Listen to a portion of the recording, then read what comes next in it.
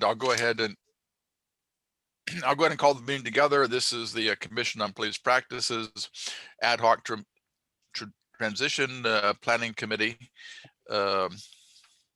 Today's date is Friday, February 26, 2021. And for the record, those in attendance are myself, chair of the committee, Charmaine Mosley, our executive director, committee members Diana Dent, Patrick Anderson, and Nancy Vaughn, our liaison with San Diegans for Justice, Pat Yavanetti, and Marty Workman, commission member who is thinking about rejoining the committee. And did we I received the notes from Nancy last time, and I forget whether Nancy sent them out to everybody or just sent them to me. No, just to you. Okay, then I apologize. They were good notes. And it occurred to me as I was a couple of minutes ago that I may have neglected to send them out to everybody. And so I will send them out along with the notes. I sent them to Charmaine. Did I, Charmaine? Just to Doug? I'm sorry, I was just responding to Kevin. What was that? I don't think I sent you my notes from last time. I think I sent them to Doug and thought he would review them and send them on, but.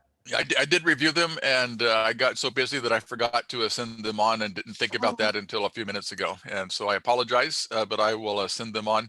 They were complete, and so I didn't need to make any changes to them. Wow. Thank you. So Joe Craver has a conflict right now. He's on another meeting, and Kevin is going to be calling in. Okay. Kevin is in Arizona, but he's driving to the airport, so he's going to be calling in. Okay.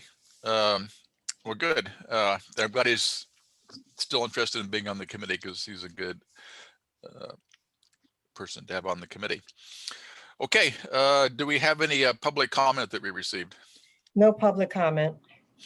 Okay, and so the updates, the implementation ordinance, we did have a meeting this week with our counsel and Joan Dawson from the from the city attorney's office. She's the deputy city attorney working on commission issues. She is working on the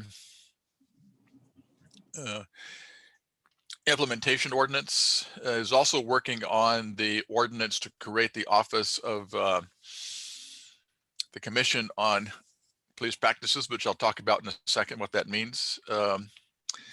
And she did clarify a couple of things with regard to what she's looking for in terms of definition of investigation and investigative proceedings, and we'll talk about that when we get to that on the agenda. And she did indicate for those items where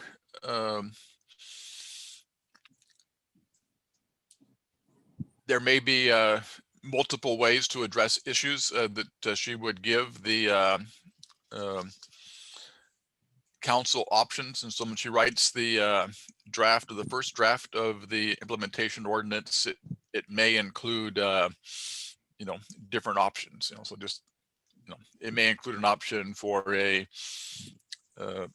15-person committee or a commission or a 25-person commission or whatever. I'm just using as an example. Because I asked the question of whether or not the items where we had made recommendations, but there wasn't any comment, would they be included? And it sounds like most likely they would, but if there's some things that are controversial that the council will want to consider different options, she will include in her draft different options for them to consider. So it's going to be a back and forth process. And it didn't sound like she would have anything on the implementation ordinance for the PSNL in meeting in March, but perhaps in April. And then the interim and permanent standard operating procedures. Well, the interim standard operating procedures, which we thought would be fairly simple to get adopted. It's not quite as simple as we thought. They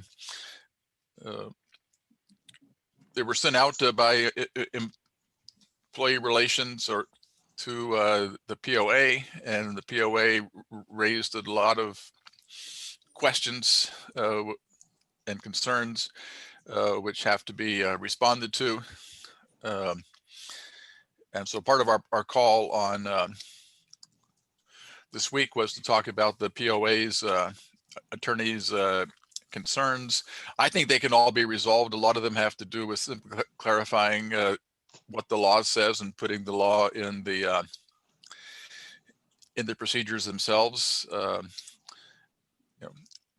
guess the process is supposed to be confidential, so I think we can talk about what the memo we got back from them, but their concerns, for example, include things like the 1-year statute of limitations on discipline, questioning how can you do an investigation in the future if it's going to be after the 1 year, and we would respond by saying that we would still do the investigation, but if it's after the 1 year, there wouldn't be the opportunity for discipline and so forth. And so I think the issues can be resolved, and I don't know how quickly that's going to occur, but I think it's kind of giving us an indication of when the more meaty issues come before them, that we can expect, and this won't be a surprise, the contentious meeting and confer process with the POA, which is likely to extend the length of time for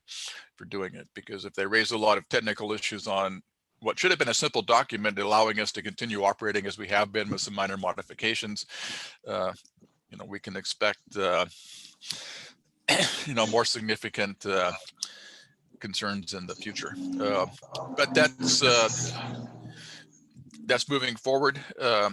We did talk with Joan about the permanent standard operating procedures, and she did agree with us that it made sense as we proposed to the PSNLN committee that the details of how the procedures would work should be included in the permanent standard operating procedures, as opposed to putting all the details in the ordinance itself. We talked about that last week with just the investigation process, and she was on board with that.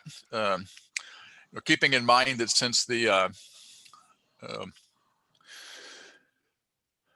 direction of Council Member Montgomery's step is to do it as a package, we will need to have the implementation ordinance and the corresponding standard operating procedures, completed and go through the meeting and confer as a package deal. Doug, may I ask a question about that? So I want to make sure I understand, and I think this is really good news, but I just want to make sure I understand. So what I think I heard you just say is that the investigation procedures for the permanent CPP are not going to be in the implementation ordinance. They'll be enumerated in standard operating procedures. Is that correct? Mm-hmm. So that sounds like fantastic news, and it gives us a bit of breathing room in terms of, for my job, community engagement. Is that correct? Yes and no, because they need to be. The reason for having them in a separate document is so that they can be a more organic document that can be flexible and modified as the needs are. But the real contentious issues, I think, for the meeting and confer are actually going to be in the permanent standing operating procedures. That's where the procedures for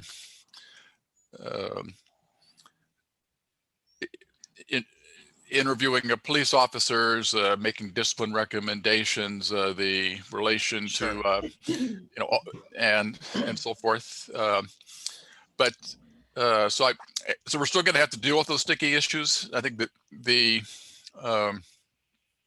good thing about it is that we can keep the ordinance itself fairly general, which was, what Andrea was recommending last time, but we do have to have some degree of specificity within the standard operating procedures.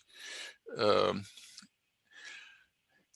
then I'm assuming too that the standard operating procedures will be kind of a higher level, and the actual details of of it will be up to the new commission, because the new commission will write their standing rules. And so, for Right. example, the standard operating procedures that we have right now don't get into the detail of how we do our reviews and how we write our reports and so forth. That's a commission document, not a city council document.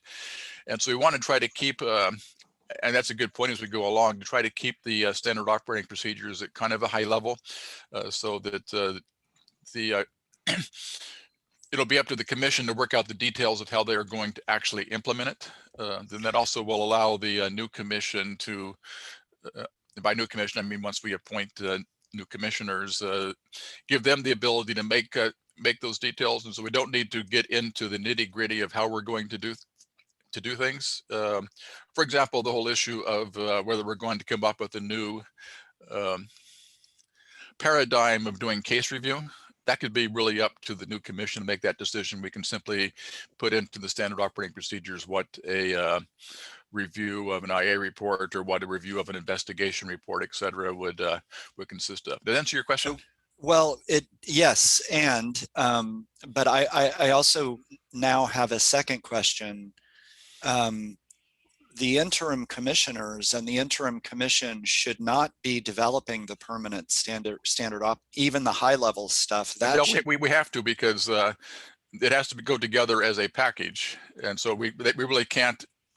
We're not going to have a new commission until those are approved, because our initial goal was to have the implementation ordinance so we can go ahead and appoint the new commissioner, and then they would make those decisions. But putting it together as a package deal, like the discussion we're having today of what an investigation consists of and so forth, will be something that will be in those procedures. And okay, so then in the interest of transparency, and I realize we're talking about this in a public meeting, so it will be public when it's posted. I want to make sure that we as an interim commission communicate very clearly with the community that we are bounded by the city council's desire to package everything together, including the permanent standard operating procedures. I want to be very clear with the community that that's what we are being asked to do. And I say that because we want to make sure the community understands these steps. And thinking back to the roundtables and some of the things that the high level but very important things that came out of those, one of the most important that was a pretty unanimous voice from the community is that the interim commission not write the permanent bylaws or the permanent standard operating procedures. What you're saying is that the city council process requires us, in order to write the implementation measure, to put forward the standard operating procedures. And I want to make sure we communicate that very clearly to the public, so that they understand that the interim commission is not going against their wish. Do you see what I mean? I do. And also those are public processes too. And so it doesn't have the effect of an ordinance, but they will be approved by the city council, just like the interim ones are. And so if there are community concerns about the way the community should be involved in the process of developing them, of course, but they also will have an opportunity for input when it goes before the council. Okay, so then but in terms of the internal documents of the commission, we are saying that we're not going to develop permanent bylaws until then, and we're not going to develop permanent standing rules, which is really the details of how we operate, and leave that to the new commission. But the higher level stuff, like the standard operating procedures, yes, will be done as packaging. We probably we'll need to get those done before we can do things like hire the investigators and so forth. So then if it's okay with you, maybe you and Charmaine and I could work together to put together a very brief explanation of the differences between permanent bylaws, permanent SOPs, and permanent standing rules. I just want to make sure we're transparent with them about what we have to do and what we're Right. following their guidance Exactly. on. A good point. And I'm glad you mentioned that too, because some of the language that Brandon made at one of our meetings this past week, kind of implied the same thing. And so we need to clarify that there's certain things that as part of this transition process, we kind of need to set up the skeleton and then leave it to the new commission to put the flesh on it in terms of how they operate there. Thank you. Then the appointment of the interim executive director, and I think I mentioned this last week, we learned that we can't, they can't appoint somebody until they have a department to appoint them to. And so they are creating a department within the city that's going to be called the Office of the Commission on Police Practices. And that's important because you have to have a department in order to hire staff. And secondly, you have to have a department in order to have a budget. And so in order to receive money, we have to have a department, and in order to have a staff, we have to have a budget. Fortunately, that's a fairly simple ordinance. I mean, fairly simple ordinance, because you have to create a department by ordinance.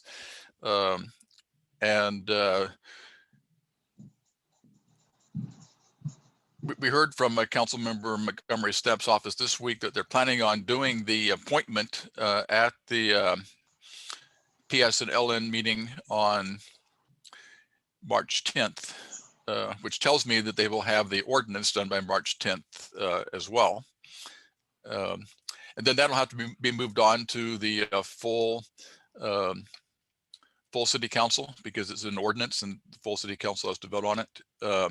And the full city council actually has to vote on the appointment as well, because that's what the Measure B says, is that the city council makes that appointment. The ordinance, as you may know, it requires 2 readings and then 30 days for the creation of a ordinance. And I asked the question of Joan whether that could be done concurrently, and she said she thought that it could, perhaps with the second reading. But it sounds like maybe they're doing it the first reading if they're having us make that recommendation at the PSNL meeting this month. And so the good news is it's moving forward, and that's unfortunately it's not affecting Charmaine's employment, because they were able to hold over her position until the new one is created. And so so it's not essential that it be done immediately, but it is essential that it be done immediately for the next issue, and that is the budget. And there again, I have some more good news. Did Patrick disappear? Oh, I'm sorry. Somebody moved. Oh, Charmaine disappeared, and so Patrick moved on my screen. Did Patrick disappear is a question I've asked myself many times in my 5 decades. And Charmaine's disappeared. At least her. Anyways, we had 2 meetings yesterday, both of which were encouraging with regard to the budget. And so I think maybe somebody was listening to our commission meeting on Tuesday or whatever. The first meeting was, and I forget her title, that she is with.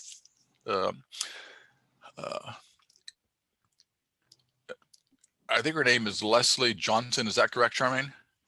Laura Johnson, and she's with the Department of Finance. Right. And the other gentleman's name was Juan Mendez. Jose Mendez. Okay, I was close. Anyway, we met with the 2 of them, and the purpose was to talk about our immediate, talk about the budget, but we also focused on in that meeting that we have some immediate needs in the current fiscal year, and particularly in terms of getting some assistance for Charmaine. And they indicated that that it was possible to create, even without having a,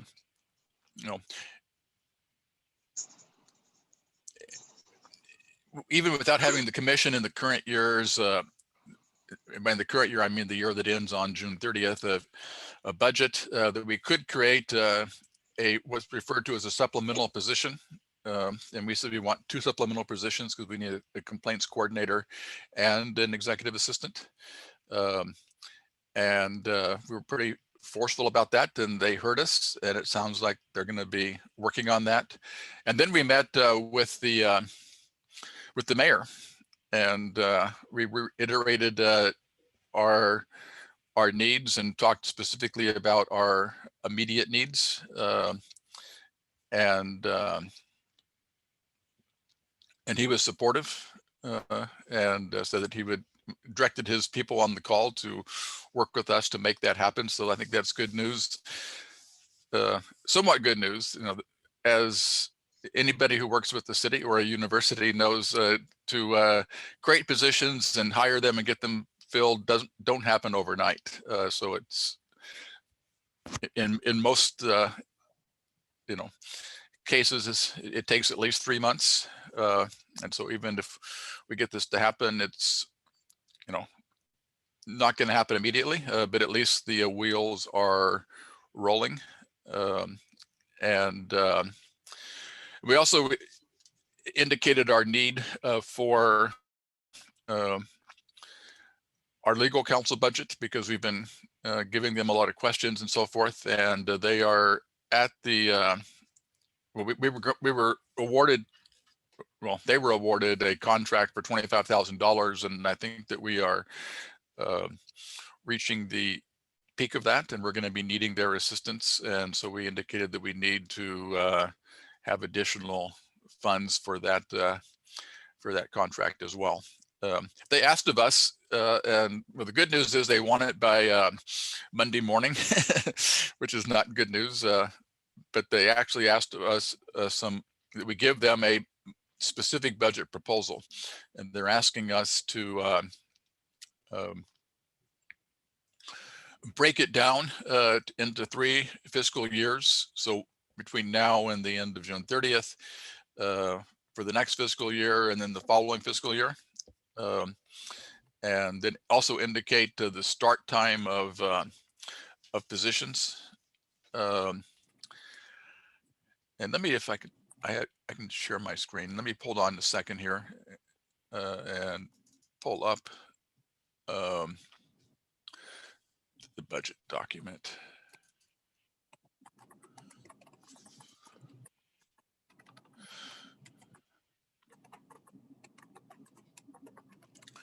And they also want position numbers, so that, which is what they need in order to do their to complete their forms. So let me see. Okay, now I go back here and share the screen. Is that showing on the screen?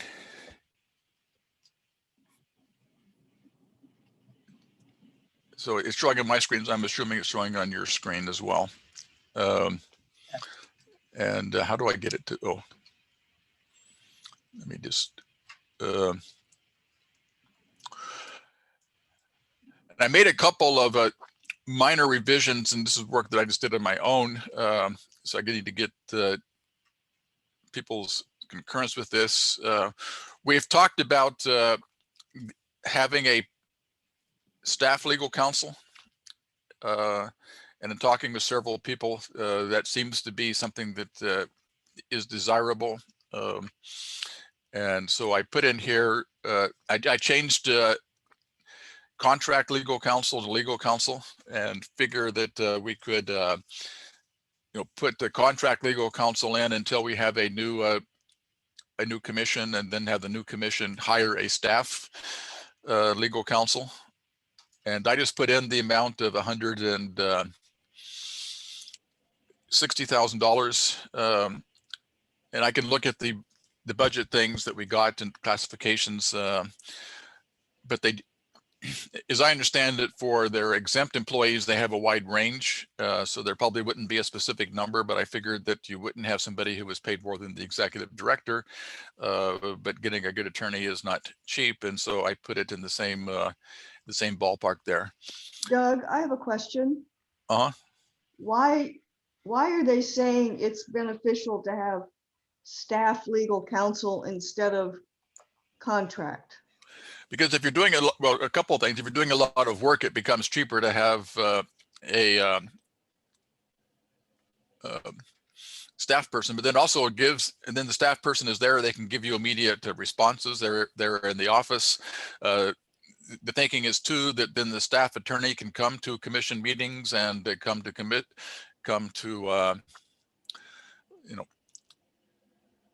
committee meetings, be available for consultation with the policy analyst and so forth. So I think the feeling was that that there's enough work to do that it actually makes more sense to have an in-house person rather than to contract out for it.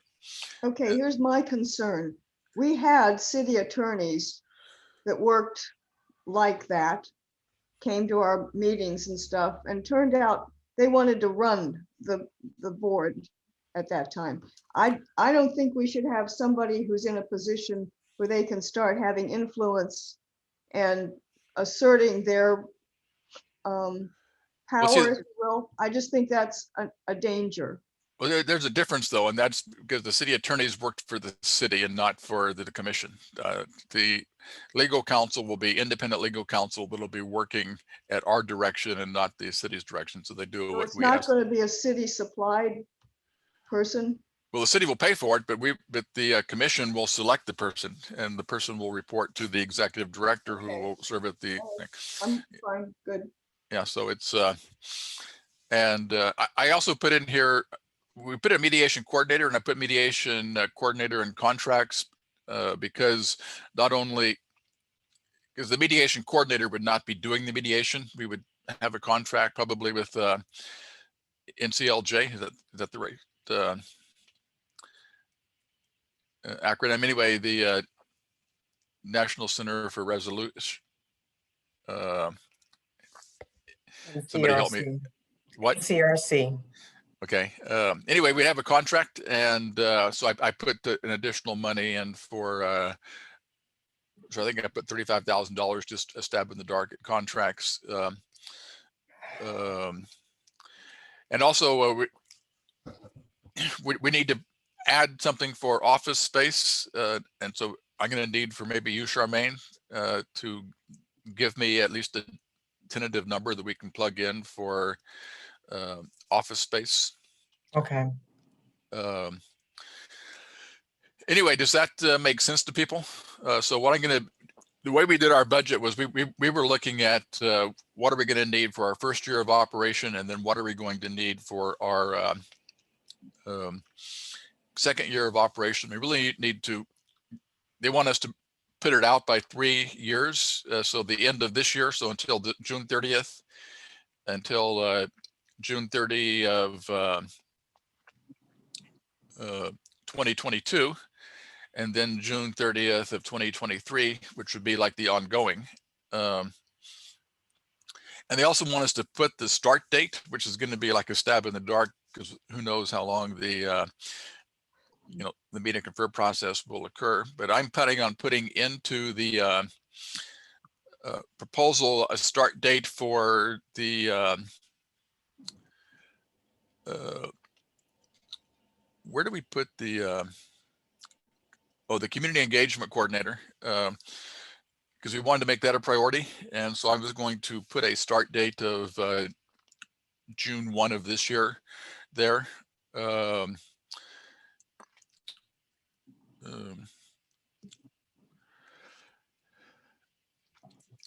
And I don't know, any thoughts on what I should use for start dates for the investigators and performance auditor?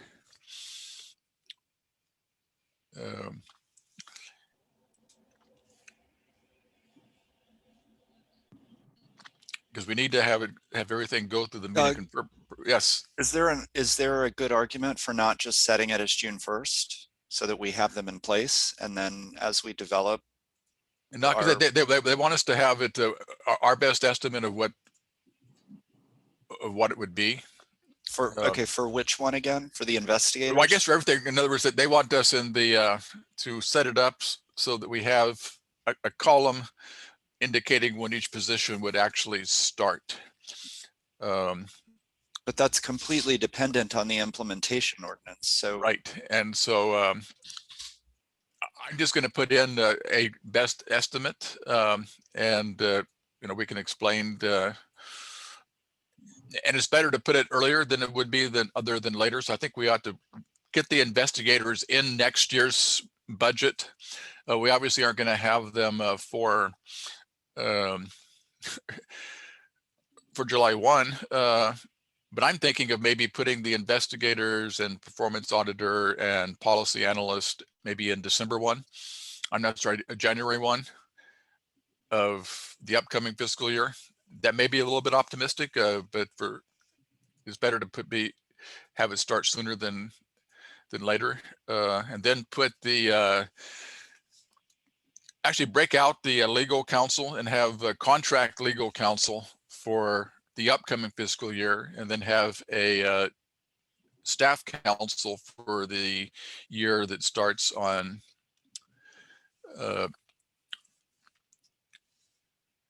July 1, 2022. Does that make sense?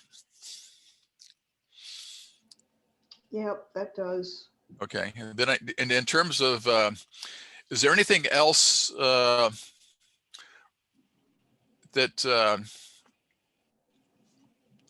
we ought to be pushing, that we absolutely have to have money for before June 30th?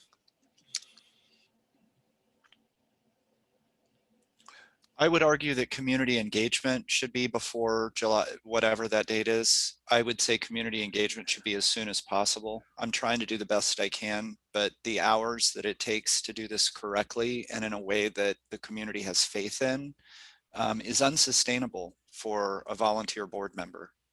Right, which is why I'm putting it in at the very beginning of it. So the community engagement I see what coordinator, you're saying. Yeah, would be a July 1 instead of January 1. And then the others would be a January 1, maybe. But in terms of the non-personnel, other than well, I guess the legal counsel is included in personnel.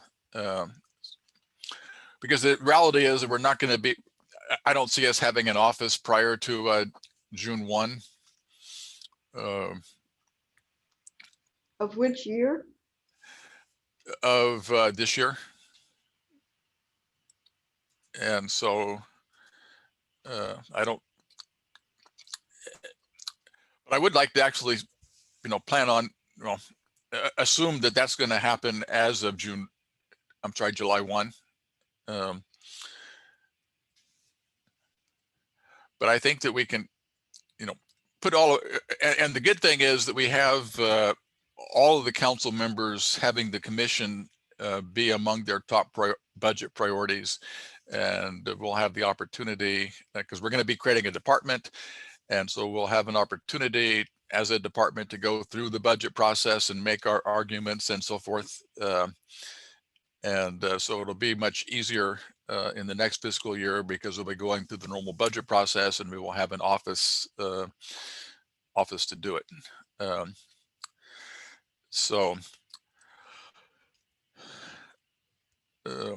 Anyways, I will do my best to try to get something to you, Charmaine, on Monday. I may need your assistance to help me with some of the classifications we figured out, but some of them I'm not quite sure of, and so I will need your assistance on that.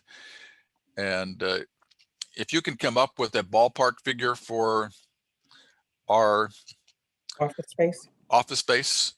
I think it's $3.96 per square feet. Okay, but how many square feet? We looked at 1,700. We looked at 1,800. I think we talked about having a larger space with more offices. So maybe, I don't remember what was the largest office space that we looked at. I'll go back and check. Okay. Yes, I think maybe the one in the middle of the three we looked at maybe should be what we aim for. Okay. And our thinking is that we probably ought to go ahead and get the larger space, even though we may not have staff on July 1, because our goal is to have staff before the end of the fiscal year, and we don't want to be moving again. Okay, so that's the budget process. The standing rules, I've made no progress since last week because I've been working on all this and going to meetings and doing case review as well. So I haven't forgotten it. It's just that other things have been a higher priority. And then so we get into discussion of the investigation process. I did clarify with Joan of what she was kind of looking for. And I think we were on kind of the right track of wanting to know basically the scope of investigations, of whether it was going out and doing our own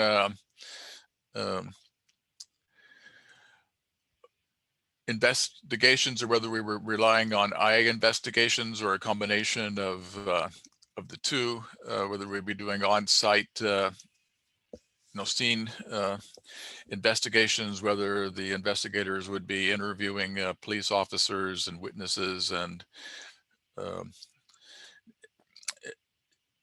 so forth. And I think a big issue that came up, and this may be the most significant one of the issues that came up that she's seeking direction on, is what is the intent with regard to compelling participation by police officers. And so will it be a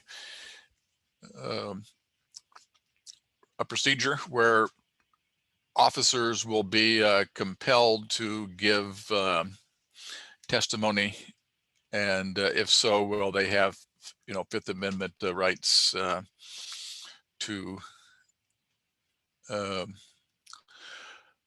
I guess everybody has Fifth Amendment rights, but can they be compelled to give testimony? So for example, in internal affairs, they are compelled as a condition of their employment to submit to an internal affairs interview, and they are also required as a part of their employment to answer all questions fully and truthfully.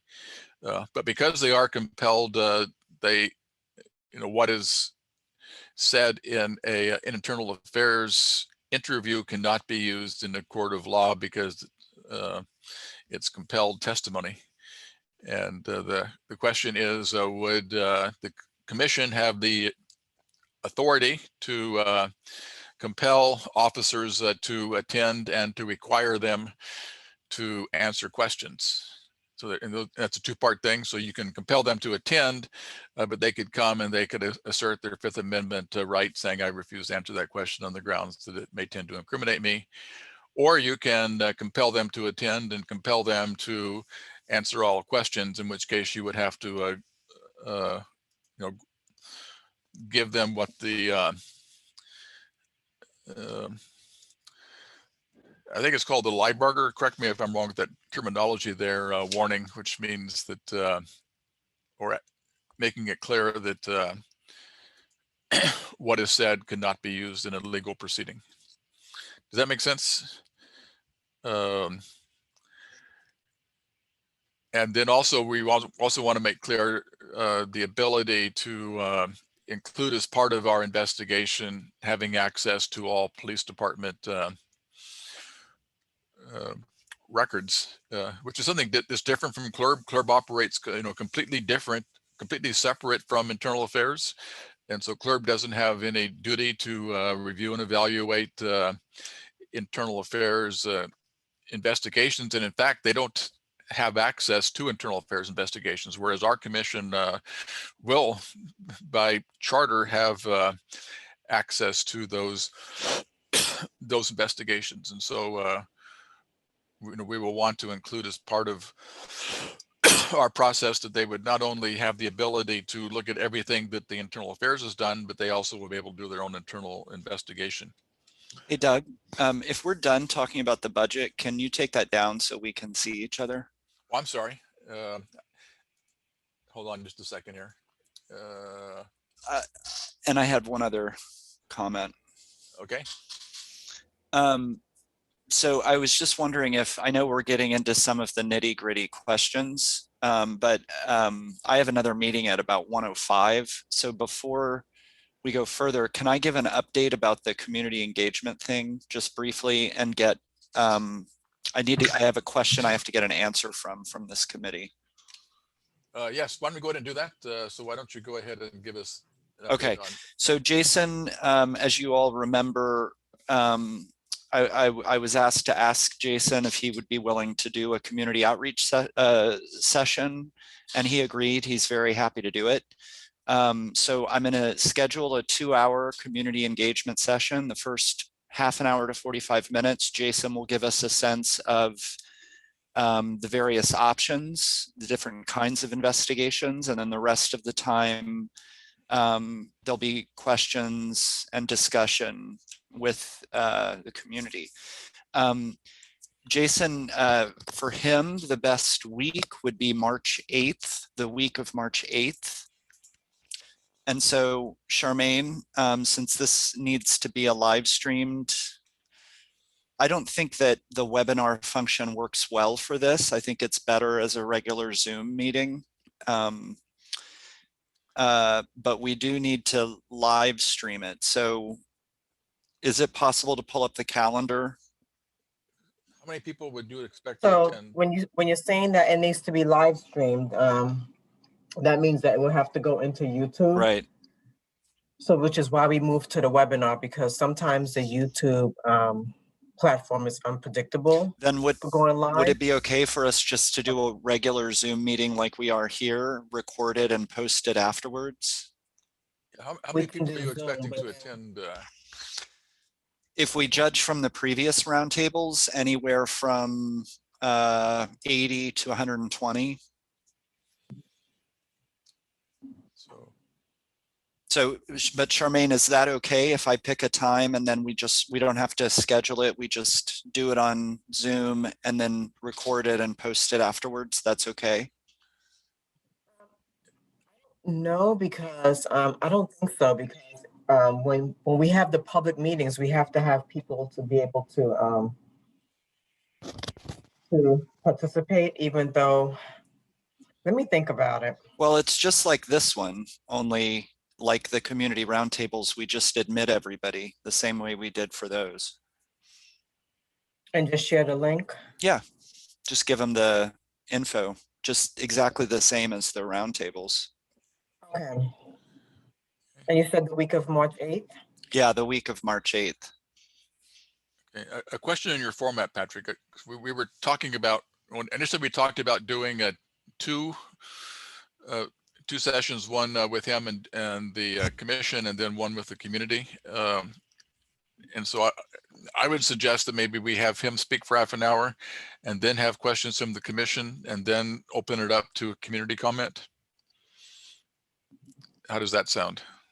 Questions from the commission. Right.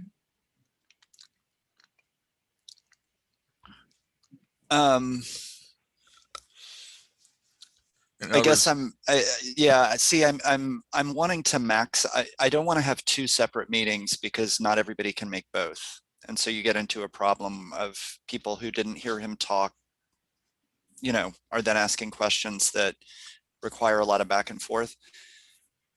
But having a period, so if it's a 2-hour meeting, he takes about a half an hour, it takes 5 or 10 minutes to get started. That leaves about 1 hour and 20 minutes. If the commission gets a big chunk of that, the interim commission, then that's not, I want to leave as much time as possible for this event, for the community. So we, you know, he's very generous with his time. We could ask him to come to a commission meeting and then the commission could ask questions there. But I mean, the initial idea was to invite him to this committee meeting and then have a community thing. And so I think it's important for us to be able to, you know, gather the information we need. And then I'm guessing much of our questions will be also some of the same ones that the community have, and then maybe our questions would also inform the community, get them to start thinking about, it's kind of feeding the pump for the community concerns or questions. I'm really thinking of more, what could be a combination of comments, both questions from the community as well as giving their opinions of which options they think are preferable. But I think it makes sense to have him speak, have some time set aside, maybe specifically for the transition committee, if not the full commission, and then have set aside at least an hour for the community to ask questions and make statements. So Kate, you're the SGJ rep to this committee. Help me. What do you think? I think that the commission members can certainly participate like everybody else, but I think it would be kind of a slap in the face to the community to give the interim commissioners separate time that would be taken away from community time. That's what I'm worried about. Me too. And so that's my thought on that. But Doug, here's an alternative. What if we have this community roundtable where he speaks for 30 minutes and then the community, including anybody from the commission who wants to show up, can join the queue and ask questions, and then I'll take those and synthesize them. And then what if we ask him then to come to a follow-up transition committee meeting where I present those comments, and then we can talk to him with those comments in hand? I'll second that. Well, I mean, that's fine too. I just wanted to make sure that we have an opportunity as a transition committee to get his. Yeah, I agree with that, but I think it should be a separate event.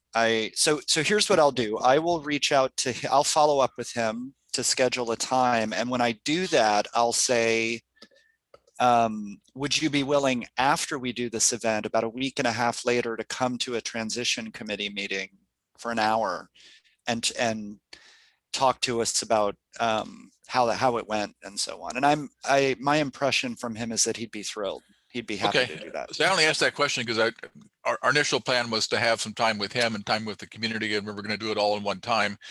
If he's available to meet twice, then I think that's fine. And then maybe if you can kind of give him some of direction of what we're looking for, just based upon the comments that I made in terms of different models, to what. So some of the questions are, what degree of coordination is there between the commission and the department? Mm-hmm. Are officers compelled to appear before the commission? What are the different options there? And what access would the commission have to internal affairs records? Any other questions that people think of that we ought to ask him to? There was also the question of whether the investigator would show up at the scene. Yes. This came up a while ago. And apparently that's an issue that the attorneys think may be something that will become an issue in meet and confer, is having I'm not quite sure why, but they think it may be an issue of having investigators show up at the same time that the department investigators there, because apparently the department captains are represented employees by the POA. And so anyway, so yeah, so definitely there. So then, so maybe if you can kind of give him those questions and ask him to include those in his discussion, then, because those are the kind of questions we want to ask anyway. So that sounds perfect. And so. Okay, great. And he may know since he's been doing this for so long, he may know of other questions that we haven't even thought of yet. Obviously. Yeah. In terms of that week, obviously we don't want to do it. Well, and I'm assuming we're thinking of, well, I shouldn't assume, what time of day are you thinking of doing it in? So it seems like what people prefer is, later in the day. So 4 to 6. For example, although a lot of people work till 5, but then even people who work till 5 have to commute home and so on. So I was thinking of just doing a 4 to 6 on I don't know. I can't do it on the Tuesday because we're going to have a million meetings, Anyway, Tuesday we have our closed session that. but I could do it on Thursday, the 11th, 4 to 6. Let me check the calendar. Hold on one second.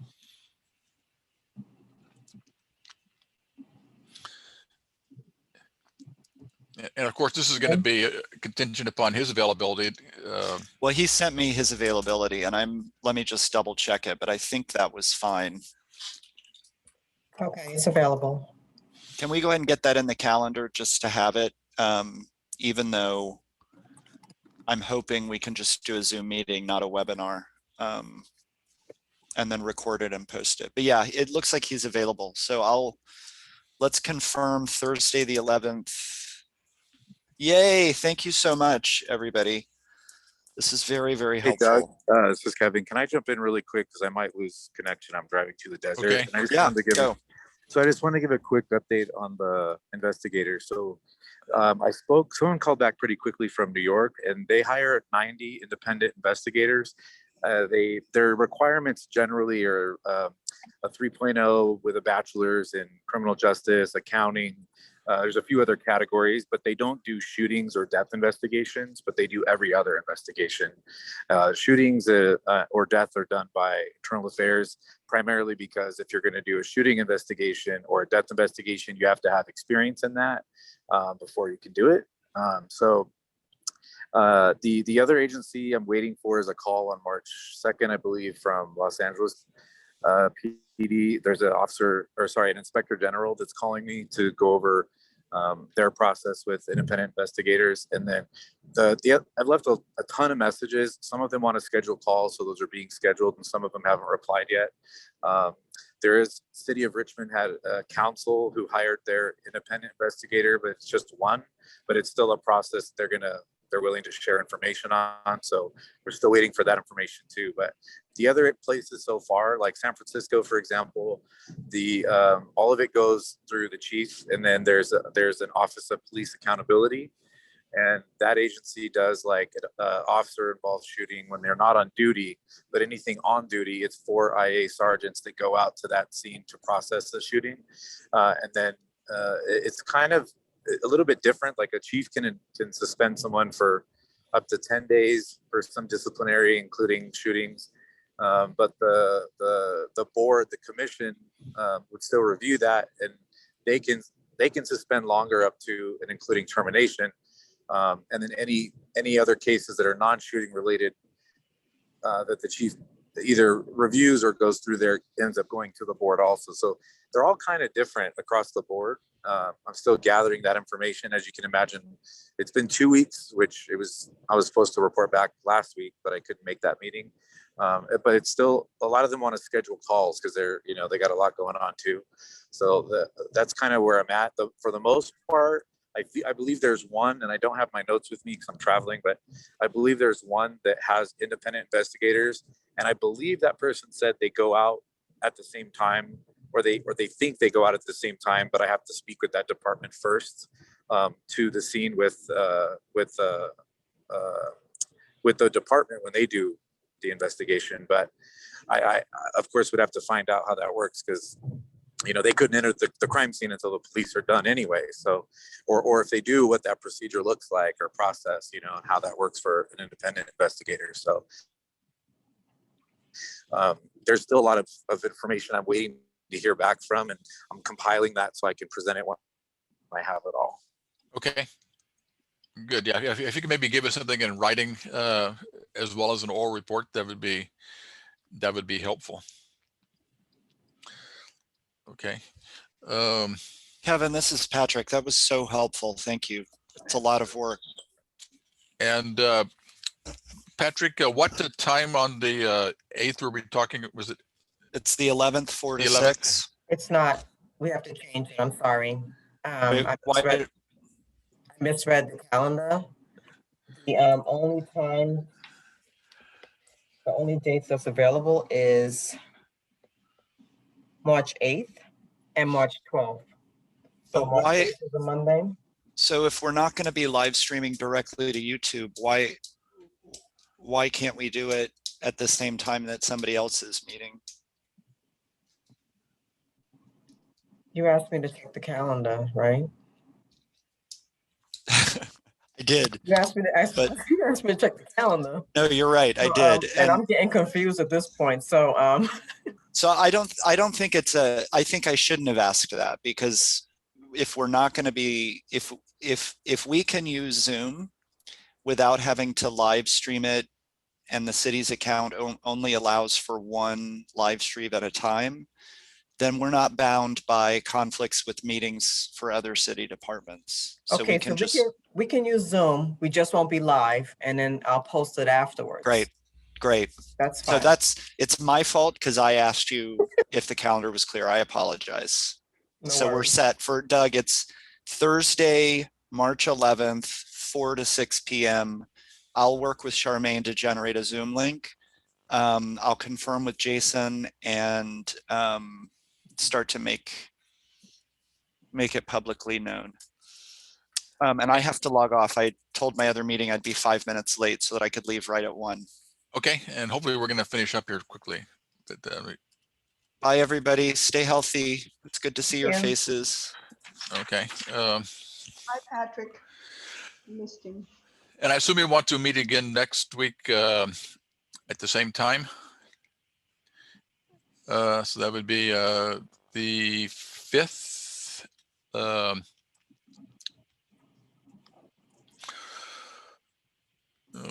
Okay. And it just occurred to me that I forgot to have somebody take notes, but most of the information we had was updates, and really the only action item was that Kevin's going to give us a written report once he hears back from the different agencies, and the forum being on March the 11th from 4 to 6. And I will send out to everybody on the committee what I come up with for the budget. We won't have a chance, since we have to give it to them on Monday morning, to have another public discussion of it, but hopefully if there are any concerns,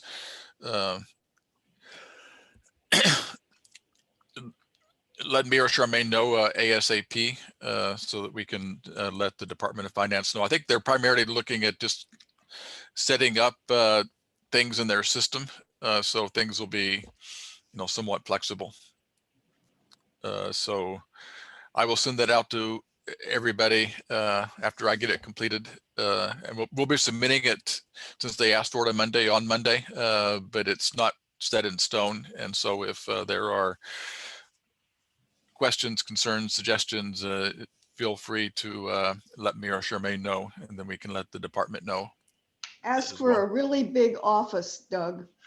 We need to have a room where Kate can come and sit and work with us. We need plenty of space.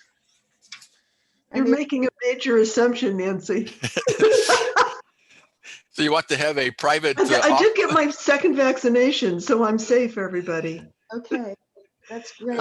But I have a question, Doug. So you were saying that the PSNLN on March 10th is only going to talk about the ordinance concerning the new department, not about the implementation ordinance. Is that? That's what my I understood? understanding. Okay. If I hear differently, I'll let you know. That's all. At least that's all they asked about. Well, I mean, and I can check the agenda the day before, but I Right. just needed to know about getting information out. Right. Yeah. So it didn't sound like Joan would have something to them by then, but they may have a report from Joan of what the status of it is, and so yeah, that's all I know. Any other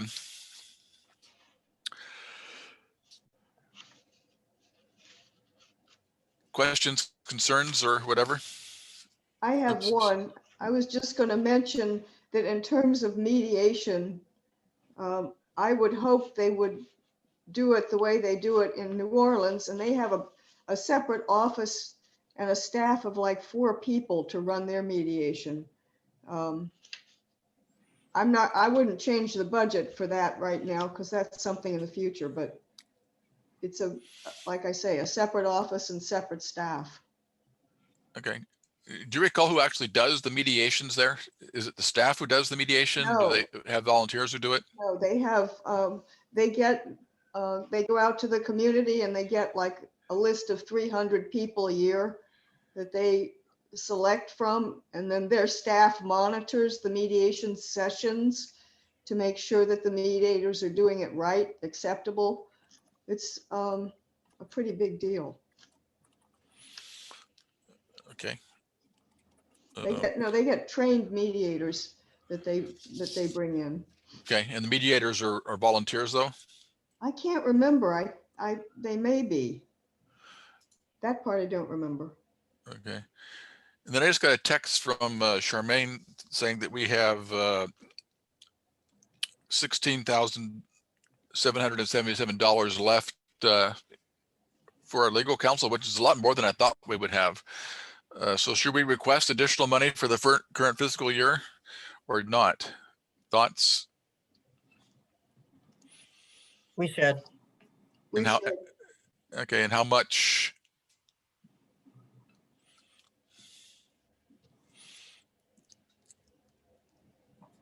You have a lot on your plate, Doug. You can ask a lot of questions. Maybe, Another 10,000? well, the 17,000 might dwindle by the time we reach July. So maybe thinking about all of the questions that we might have for them, maybe like 50,000. Okay, good. 50 between now and July 1? Yeah, because we've been asking and using, we've been using her a lot and she hasn't submitted her bill yet. Oh, That sounds like a lot. We might not get it, but we should probably ask for it. We might not get the whole thing. We might get less, and that's fine. So, Well, we need to be safe. okay, so you have not received bills so the 16,000 does not include some for recent things we haven't been billed for yet. Yes. Mhm. Okay. But 50,000 still seems like a lot for 3 months. For March, April, May. Well, 4 months. We're 'Cause if talking, we're we're talking about the new fiscal year, right? No, I'm talking about between now and July 1. Oh, I'm just- yeah, we can use up the 16,000. Okay, so are we going to need to ask for a supplemental for the current fiscal year? I don't think so. I Okay, think we're fine. I think we'll be fine. yeah. So yeah, then that's fine. Yeah, I was thinking you were just asking for the next 4 months, and I was thinking that's a lot of money for 4 months. So, okay. Then next week, same time, same place, and I get my second vaccination this afternoon. So I'm looking forward to that. I'm so jealous. I'm going to be vaccinated. Charmaine, you want to be 75? You can get vaccinated I don't early. care. I don't care. We're in a pandemic. I want to be safe. Okay, well, thank you, everybody, and we will see you next week. Thank you, Doug, for your help with all of this. Take care. Thank you, everyone. Have a Bye. great weekend. Bye-bye. Bye-bye.